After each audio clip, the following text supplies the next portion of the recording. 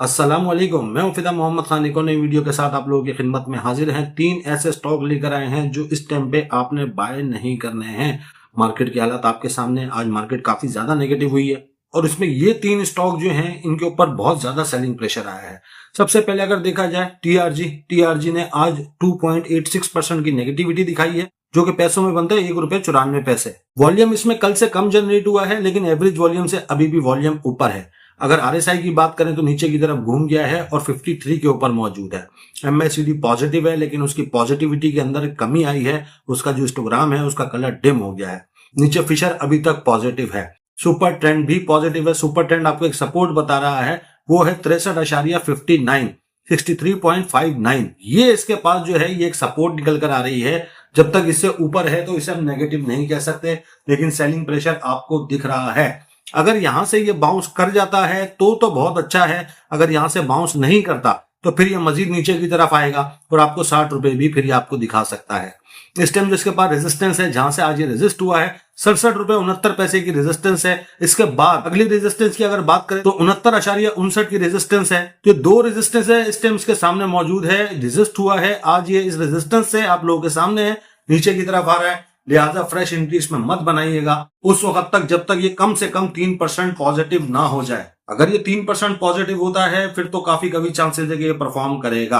अगर किसी के पास ये है तो 63.59, 63.59 इसके स्टॉप लॉस के साथ उसे ट्रेल करना चाहिए। मुझे ऐसा लगता है जो सुपर ट्रेंड आपको सपोर्ट बता रहा है उसके हिसाब से आपको ट्रेल करना चाहिए। लेकिन नेगेटिविटी आई है और शदीद नेगेटिविटी आज इसके अंदर आई है। पूरी मार्केट के अंदर नेगेटिविटी आई थी तो बेचारा टीआरजी क्या करता, टीआरजी में भी नेगेटिविटी आई है। तो दोस्तों आप लोगों को क्या लगता है, अपनी सपोर्ट से ये बाउंस कर सकता है या ये सपोर्ट को तोड़ने के बाद आप लोगों को 60 रुपए दिखाने वाला है? कमेंट में लाजमी बता दीजिएगा। बढ़ते हैं अपने दूसरे स्क्रिप्ट की तरफ।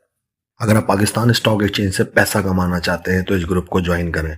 इस ग्रुप की माहाना फीस सिर्फ और सिर्फ 3000 है। और अगर आप पाकिस्तान स्टॉक एक्सचेंज में अकाउंट ओपन करवाना चाहते हैं तजुर्बेकार टीम के साथ, तो वो भी आप हमारे पास ओपन करवा सकते हैं। ये नंबर आप लोगों के सामने आ रहा है, आप लोग इसके ऊपर राब्ता कर सकते हैं। दोस्तों दूसरा जो हमारे पास स्टॉक है ये है ईपीक्यूएल अपने रिजल्ट की वजह से, इसकी अफवाहों की वजह से ये काफी ऊपर गया।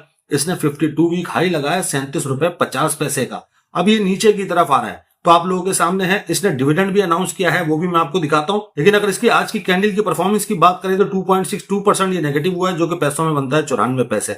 वॉल्यूम कम जनरेट हुआ है, आप लोग देख सकते हैं। आरएसआई नीचे की तरफ घूम गया है, 75 के ऊपर मौजूद है, अभी क्रॉस ओवर जनरेट नहीं हुआ है।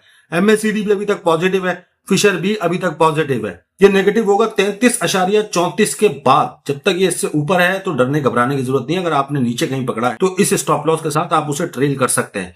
और अगर कमजोर दिल के हैं मेरी तरह तो निकल जाने में ही बेहतरी है। यहां से इसके बाउंस करने के काफी चांसेस हैं, लेकिन अगर इससे ये बाउंस नहीं किया तो फिर इसके बाद अगली सपोर्ट 32 रुपए की है और 32 के बाद फिर आगे 30 रुपए की सपोर्ट है।